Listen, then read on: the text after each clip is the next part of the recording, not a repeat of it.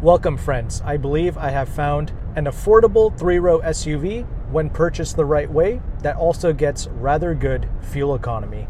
I am checking out here the 2025 Mazda CX-90 plug-in hybrid. At this point I've done several videos now covering the CX-90 and the CX-70, both the inline-6 and the plug-in hybrid. When it comes to driving, I prefer the inline-6 models due to how smooth they are, but the plug-in hybrid can be had with some rather high discounts when you lease these vehicles, especially through a company called AutoCompanion.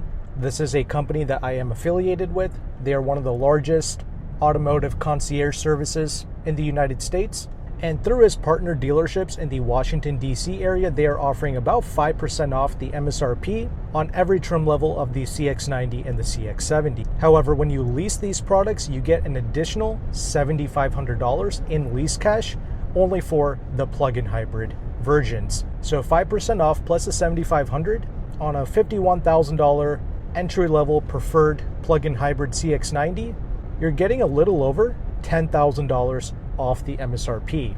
That is considerable, and this is the information that almost nobody talks about. However, to access such deals, AutoCompanion does charge a concierge fee, and if you're not local to DC, you will have to ship the vehicle, which will also cost some money.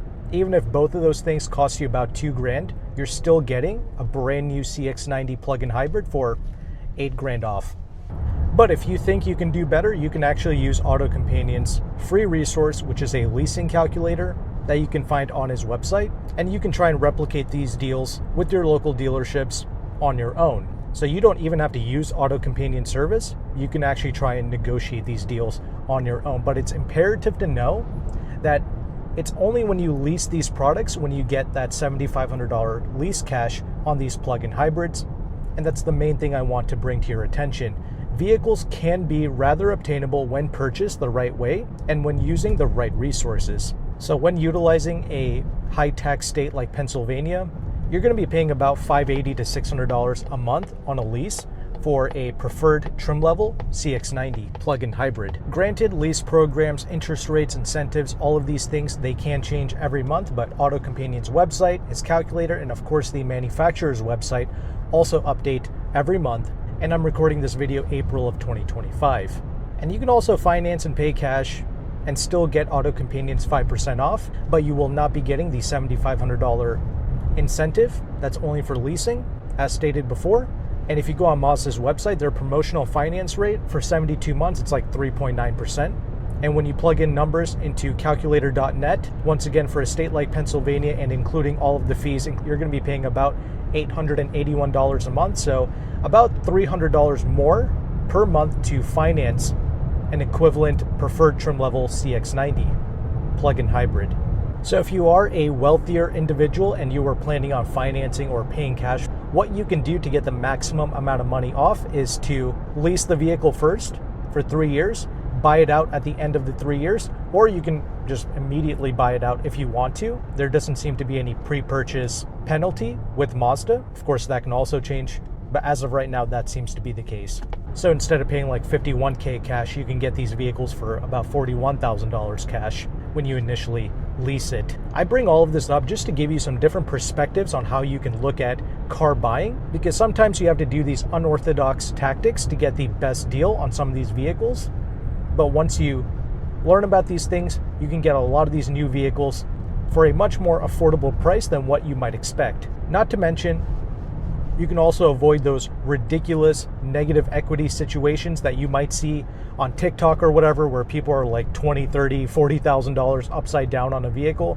Yeah, that's another reason why I bring up leasing as a tactic, because if God forbid something happens to the vehicle, gets into an accident or even totaled, you're not stuck with a devalued vehicle.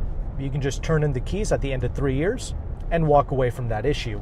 So there's a lot of little advantages like this when you lease a vehicle, and that's why it's imperative that you research these topics and not just listen to people that say, leasing is just fleecing, because there's a lot more to it, a lot more nuanced information that people just are not sharing with you publicly when it comes to this topic. For instance, on AutoCompanion's free leasing calculator, you can actually see the interest rate of a lease. On the CX-90 plug-in hybrid, it's about 3.4%. That means you're making pretty decent equity in the vehicle throughout your lease term.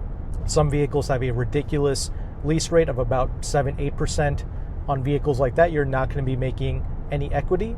So generic statements like leasing is fleecing, that's just simply not true. In fact, occasionally with Mazda, like the inline-6 CX-90, sometimes they offer like 1.5% interest rate lease deals.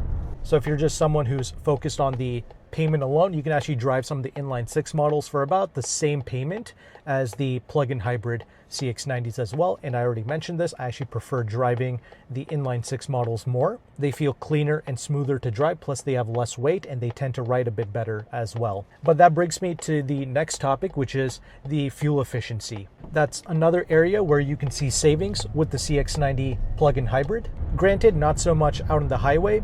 Pretty much all of the CX-70s and CX-90s, no matter which engine option you get, inline-6, plug-in hybrid, you will be getting about 27 to 28 mpg out on the highway.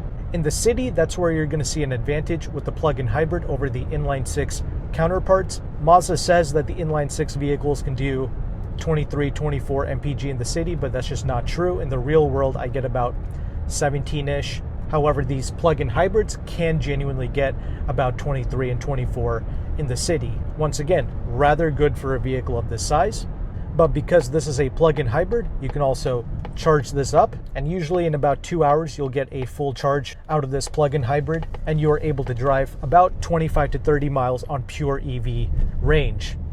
When I got the CX-70 plug-in hybrid to test, I was getting between 28 to 30 miles of pure EV range on a full charge. With the CX-90s, I'm getting about 25 to 27, a little less, not sure why, but regardless, somewhere in that range, you're able to do pure EV driving, so you're using no fuel at all. A competing product like a Toyota Grand Highlander hybrid can get better fuel economy still compared to this PHEV CX-90, but you won't get that pure EV driving range where you're using no fuel around town for your everyday commutes. Not to mention, on a vehicle like a hybrid or Hybrid Max Grand Highlander, there are no discounts.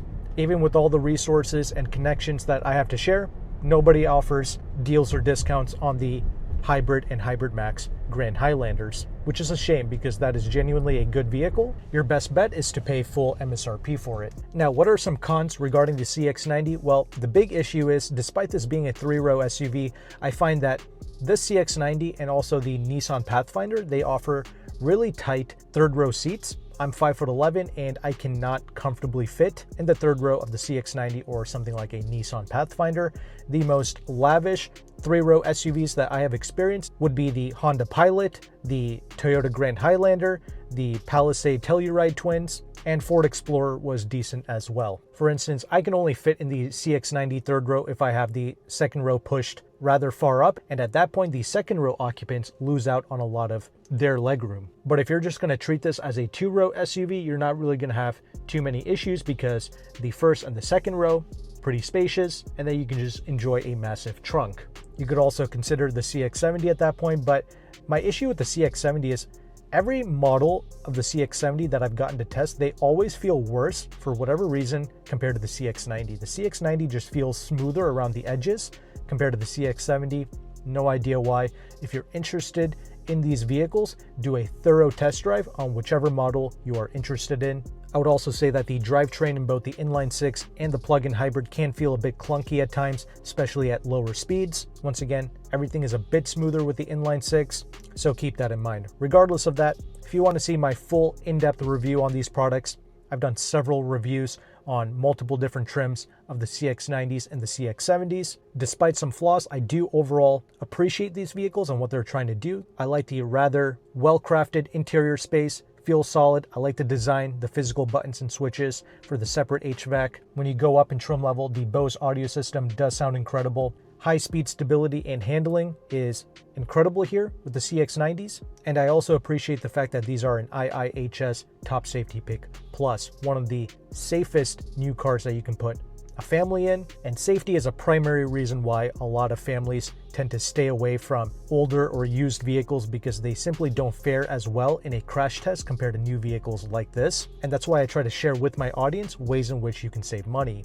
So once again, if you want to work with AutoCompanion, I did mention that he charges a concierge fee. He did say that if you go on his website and you fill out an inquiry form and you mention my channel, Meyn Motor Group. He did say that he'll take some money off of that fee. I really appreciate him doing that for my audience. That being said, you can also try and negotiate on your own using the free resources that I have linked below, like AutoCompanion's leasing calculator, calculator.net to do finance calculations. And of course, you can go on Mazda's own website to see their latest promotions. But I really do hope that this content was edifying and valuable to you. If it was, make sure to like and subscribe. Thank you again for watching. Take care and goodbye.